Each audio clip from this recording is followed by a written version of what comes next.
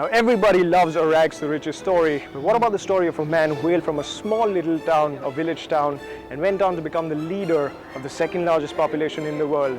I'm talking about our PM, Mr. Narendra Modi. Now, with big powers come big responsibilities, but with big powers also comes a lot of perks. So we've collected what we think are 4 of India's finest luxury saloons on offer to find out which is the befitting chariot for our PM.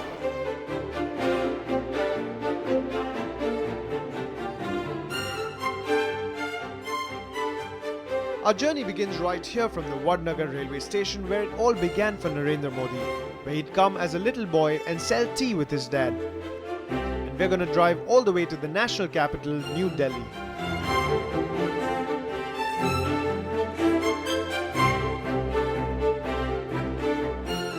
And along the way we're gonna find out, is the BMW indeed the right choice for our leader? Should he look at other German alternatives from Audi and Mercedes? Or should he indulge himself in the back seat of a Jaguar?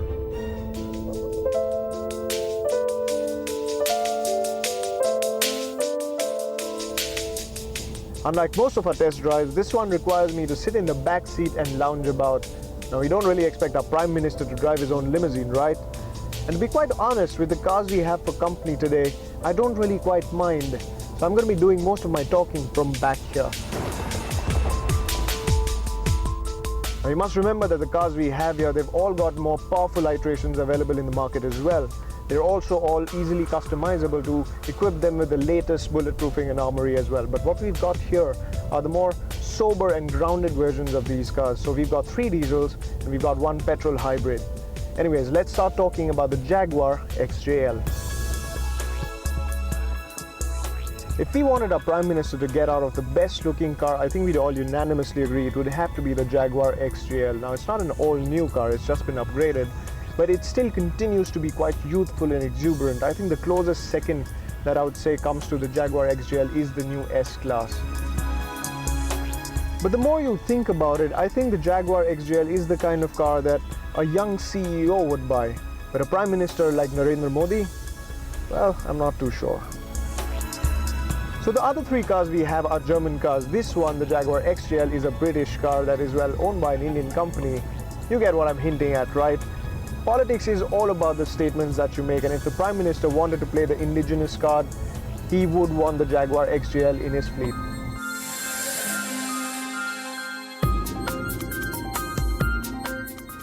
The XJL has always been more of a driver's car in this segment, but I especially love the interiors. You know, just the way you're wrapped around in great textures, colors, materials. There's a nice flow to the design. The only thing that I think it lacks compared to the other cars is interior space. Now, don't get me wrong, I'm just being relative, but this is supposed to be the long wheelbase version, but that length doesn't really translate into that much space. Especially when I recline my rear seat, the legroom does seem just a little bit compromised.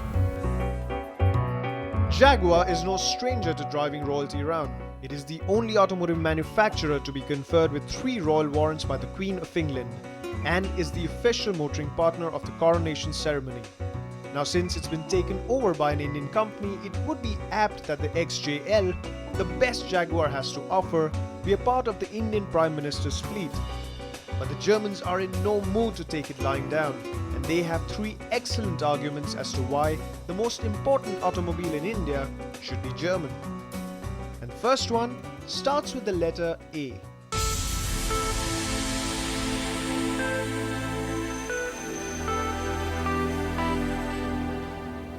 Before we begin talking about the A8L, it's important to understand that this test car isn't a standard spec car. It's got a lot of optional extras loaded into it. But to begin with, it has a lot going for it. Now, the A8L, which is Audi's flagship luxury saloon, has a lot of its technology from Audi's Le Mans winning technology. For example, the matrix LED lights that it has, the brilliant TDI engine technology, diesel engine technology, and of course the Quattro all-wheel drive system, which, by the way, is the only all-wheel drive system amongst all the cars here.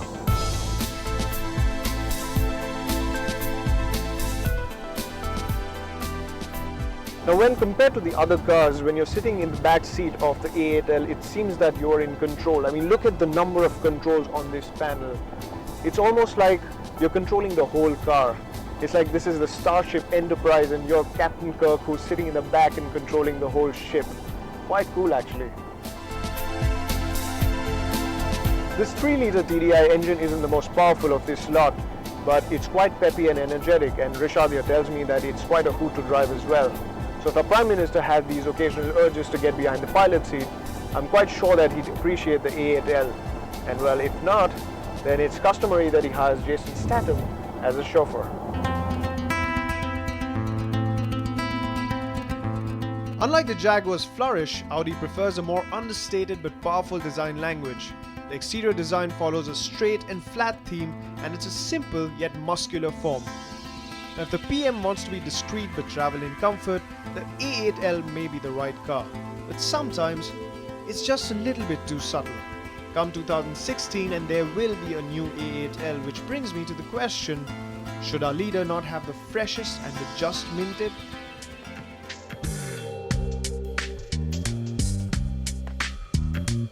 Now what we have with us today is not just the new 7 Series, but this is BMW's new ActiveHybrid 7. That's right, this is a hybrid, and it's the only hybrid that we've got today. It's the only hybrid in this segment. Now, like I was telling you before, politics is about making statements, and well, what better a statement than the Prime Minister doing his bit to save the planet by driving in a hybrid. Not to mention the fact that he's pledging his allegiance to hybrid technology, and well, God only knows that the Indian automotive industry could really use that from our government. Now, just because it's a hybrid doesn't have to mean that it's a slouch. Well, haven't you heard of the P1 or the 918 or the LaFerrari? So believe it or not, the ActiveHybrid 7 is the fastest car that we've got here today. So if our Prime Minister had to get away from those annoying media people and not us, we are the cool ones, I think he'd be better off in the ActiveHybrid 7.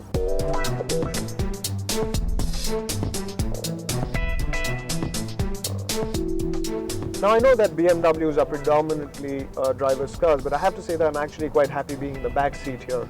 And that's because the ride quality has really impressed me. Now for a BMW, the ActiveHybrid 7 really rides quite smoothly. And I know that this is the only petrol car that we have here today, but this cabin is just completely oblivious to any noise from the outside. Now the ActiveHybrid 7 version of the 7 Series does come packed with a lot of features in the front, like you have pedestrian alert and you have night vision, but here in the back seat, it doesn't get as many features as I would have liked. It doesn't get as many features as the other cars in this segment. And there's my grouse with the Braum from Bavaria. The insides of the 7 Series just don't feel special enough. Now make no mistake, it is an extremely well-built interior, but unfortunately, it feels like any other premium BMW cabin. Now, if I'm the Prime Minister of the world's biggest democracy, I'd like my car's insides to be more than just high quality. I'd like them to be special, and special starts with an S.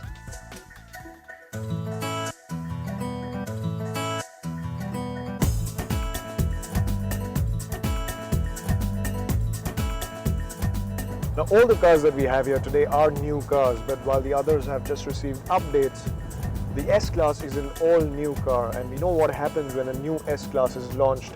It sets benchmarks. It maps out a route that the whole automotive industry as a whole gets inspired by, and the new generation S-Class is no different.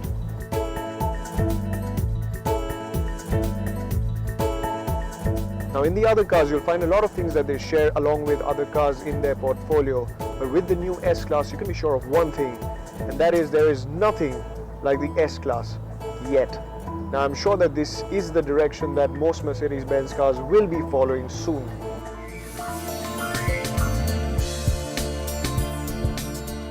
If Mercedes want to call their interiors a lounge rather than the interiors of a car, we won't actually blame them, because that's what we'd call it too. The interiors are possibly the best that we have amongst the cars that we have today. And well, I'd go as far as saying that the rear seats are most definitely the most comfortable amongst this lot. Now the S500L gets captain seats which just take it to another level altogether.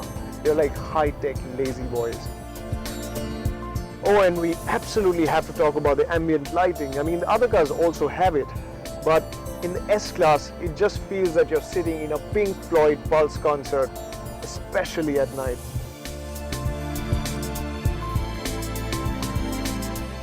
Now, quite frankly, there's hardly anything to choose between these cars when it comes to ride quality. They're all absolutely great, but I think the S-Class just manages to edge past them just slightly.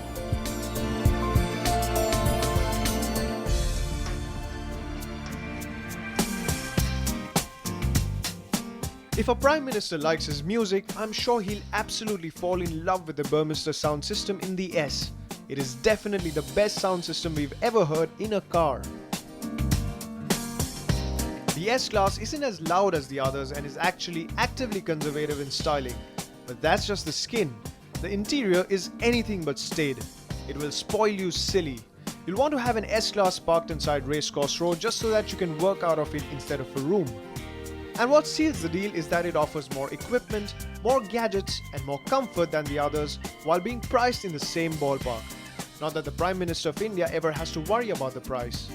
Oh wait, he should, because that's our money, you and me, the taxpayer.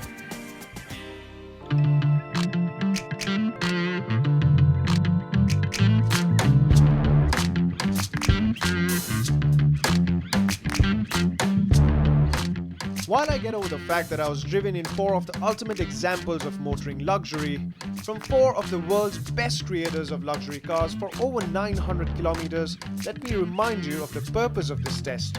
This isn't your average overdrive test.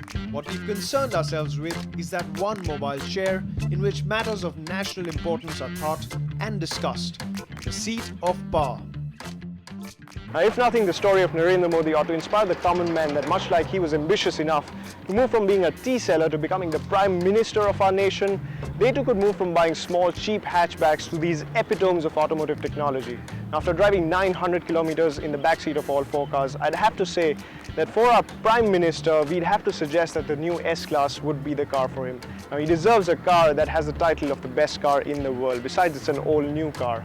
Now, whether or not he takes our advice on this, if he's watching this, I'm sure he'd be wishing that his journey from Vadnagar to New Delhi would have been as smooth as ours.